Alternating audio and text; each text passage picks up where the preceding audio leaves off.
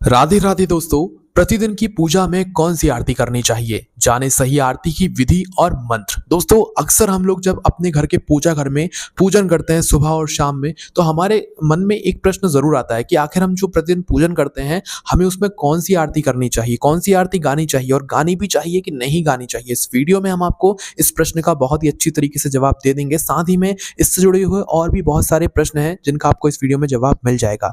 देखिए दोस्तों, सबसे पहली चीज यहाँ पर यह है कि जितने लोगों को जल्दीबाजी में मतलब सुबह-सुबह पूजन करनी पड़ती है, क्योंकि बहुत सारे लोग होते हैं जिनको ऑफिस ड्यूटी वगैरह जाना रहता है, तो वो बस एक बात का ध्यान रखें कि आप सुबह और शाम की पूजन एक समय अनुसार करें, क्योंकि सुबह और शाम की पूजन एक समय के अनुसार ही की जाती है। ये बात सभी लोगों के लिए, इसलिए ध्यान से सुनिएगा। देखो, सुबह की जो पूजन होती है वो सुबह 7 बजे से लेकर 8 बजे के बीच में हो जानी चाहिए, और शाम की जो पूजन होती है, वो जो पूजन होती है वो अंधकार होने से पहले शाम के समय आपकी हो जानी चाहिए, जो शाम के समय आप दिया बाती करते हो। और सुबह-सुबह जितना जल्दी हो सकता है आप पूजन कर सकते हो तो अच्छी बात है, बाकी 7-8 बजे तक आपकी पूजन अर्चना हो जानी चाहिए। अब दोस्तों, अक्सर ये प्रश्न आता है कि हम जो अपने घर में पूजन करते हैं उसमें हमें आरती कौन-सी गानी चाहिए? तो देखो, इसका सीधा-सा और स्पष्ट हम आपको जवाब देते हैं। जितने लोगों को जल्दी में पूजन अर्चना करना रहता है, जल्दबाज़ी रहती है पूजन अर्चना करने की, सुबह उन्हें ऑफिस वगैरह निकलना रहता है, ड्यूटी वगैरह निकलना रहता है, तो भाई उनके लिए ये बात है, उस टाइम आप ये किया करो कि सुबह-सुबह जैसे ही आप लोग उठे, आप लोगों ने स्नान वगैरह किया, और स्नान वगैरह करने के बाद सुबह 7 से 8 बजे के बीच में या इससे पहले आपकी घर की पूजन आरती हो जानी चाहिए, ठीक है?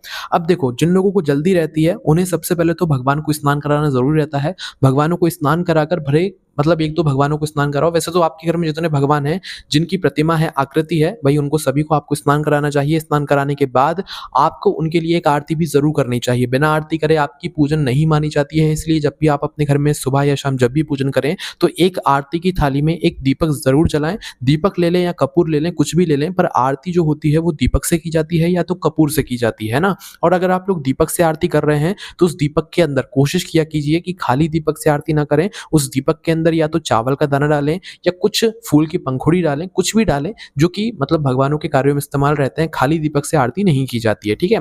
और आप लोग जब दीपक जला लें तो उसके बाद आपको आरती कैसे करनी है, आरती गाकर करनी है कि बिना गाए करनी है? देखो, अगर आपको जल्दीबाजी रहती है, आपके पास ज़्यादा समय नहीं रहता है सुबह के समय, तो आप लोग आरती को क्या कर सकते हो, बिना आरती गाए आरती कर सकते हो। मतलब कि आपको भगवानों के सामने 5 बार या 7 बार आरती की थाली को घुमाना रहता है। ये जो आपने आरती का दीपक या थाली वगैरह लेकर रखी हुई है, उसको आपको 5 से 7 बार भगवानों के सामने जो है घुमाना रहता है। इससे आपकी आरती पूरी हो जाती है। अब देखो, आप इस बीच में ये भी कहोगे कि हम इस 5 बार या 7 बार आरती घुमाने में किस भगवान का नाम लेंगे, किन-किन भगवान की हम लोगों को यहाँ पर आरती उतारनी पड़ेगी? वैसे तो आपके घर में जितने भगवान हैं, आपको सभी भगवानों की आरती उतारनी चाहिए, पर ज़्यादातर अगर आप लोग ये मानते हो कि भई ऐसे कुछ हमें तरीका बता दीजिए जिससे कि हम सभी भगवानों की आरती उतार दें और सभी भगवान जो है प्रसन्न भी हो जाएँ, तो उस जगह पर आपको पंचदेव का नाम लेकर पंचदेव की आरती यहाँ पर 5 से 7 बार उतारनी चाहिए। पंचदेव में सबसे पहले गणेश जी आते हैं, गणेश जी का नाम लेकर आपको आरती उतारनी चाहिए। दूसरे आते हैं सूर्यदेव, उनके नाम लेकर आरती उतारनी चाहिए। तीसरी आती हैं दुर्गा माता, उनके नाम लेकर आपको आरती उतारनी चाहिए। चौथी आते हैं विष्णु जी, उनका नाम लेकर आपको आरती उतारनी चाहिए। 5वें आते हैं शंकर जी, उनका नाम लेकर आपको आरती उतारनी चाहिए। तो इस तरीके से ये पंचदेवों की अगर आप लोग नाम लेकर आरती उतार रहे हैं, तो भगवान आपकी आरती को ज़रूर स्वीकार करेंगे, ठीक है? अब देखो, ये बात उन लोगों के लिए है जिन लोगों के पास ज़्यादा समय नहीं रहता है, सुबह जल्दी उन्हें ऑफिस वगैरह ड्यूटी वगैरह निकलना रहता है, तो भाई वो इस तरीके से बिना आरती गाए 5 से 7 बार पंचदेव का नाम लेकर आरती को कर सकते हैं। अब उन लोगों के बारे में बात करते हैं भाई जिनके पास समय रहता है, और तो भाई उन लोगों को कैसे आरती करनी चाहिए। और दोस्तों, बहुत सारे लोग ऐसे भी रहते हैं जिनके पास समय नहीं रहता है, पर जब भी उनका मन नहीं मानता है, उनका मन करता है कि भाई वो लोग आरती करें, तो उन लोगों के लिए क्या बात है, वो लोग कैसे आरती कर सकते हैं। तो देखो, अगर आपको आरती वगैरह करने की मतलब सुबह-सुबह जल्दी वगैरह कहीं ऑफिस वगैरह निकलना रहता है, तो आप आरती कर सकते हो। बस वो आरती क्या होगी कि 1 से 2 मिनट की आरती होगी। आपकी भले 5-6 मिनट की आरती होती हो, पर अभी क्या हो गया है कि भई छोटी आरती भी यहाँ पर हो चुकी है। आप मोबाइल पर सर्च करके देखना, आपको मिल जाएगी, 1-2 मिनट की आरती भी मिल जाती है। तो अगर आपका मन नहीं मानता है आरती बिना किए हुए अपने घर से बाहर निकलने का, तो आप 1-2 मिनट की आरती भी कर सकते हो, या आरती के जो शुरुआती मतलब शब्द रहते हैं वो आरती गाकर, और आरती के जो आखिरी के शब्द रहते हैं वो आरती गाकर। देखो, ये सिर्फ उन लोगों के लिए है जिनके पास ज़्यादा समय नहीं रहता है, जो माताएँ-बहनें जल्दी सुबह निकलती हैं ऑफिस ड्यूटी के लिए, या जो पुरुष लोग जल्दी सुबह निकलते हैं, तो भाई वो लोग इस तरीके से आरती कर सकते हैं। 1-2 मिनट की आरती को गाकर, भगवानों के सामने आरती की थाली को घुमाकर, या ओम आकार में आरती की थाली को घुमाकर अपने ऑफिस के लिए निकल सकते हैं, या जहाँ पर भी वो जाते हैं सुबह-सुबह वहाँ के लिए निकल सकते हैं आरती को कर। और जिनके पास भरपूर समय रहता है, भाई वो लोग अच्छे से आरती गा सकते हैं, अच्छे से आरती गाकर जो है मतलब अपने काम के लिए या अपने घर पर जहाँ पर भी रहते हैं वो कर सकते हैं, ठीक है? पर अब जो हमें आरती गाना है वो किस भगवान की आरती गानी चाहिए? क्या हम लोगों को हर दिन अलग-अलग आरती गानी चाहिए? ये भी जान लीजिए। तो देखो, आप लोगों को हर दिन अलग अलग आरती नहीं गानी चाहिए। जैसे कि बहुत सारे लोग ऐसा सोचते होंगे कि सोमवार का दिन है तो भगवान शिव जी की आरती गा लो, मंगलवार का दिन है तो हनुमान जी की आरती गा लो। नहीं, ऐसा कुछ भी नहीं करना है आपको। हर दिन एक ही आरती गाई जाती है और जिनके पास ज़्यादा समय रहता है वो 2-3 आरती का नियम ले सकते हैं, पर नियम वही लीजिएगा जितनी आरती आप लोग गा सकते हैं, ठीक है?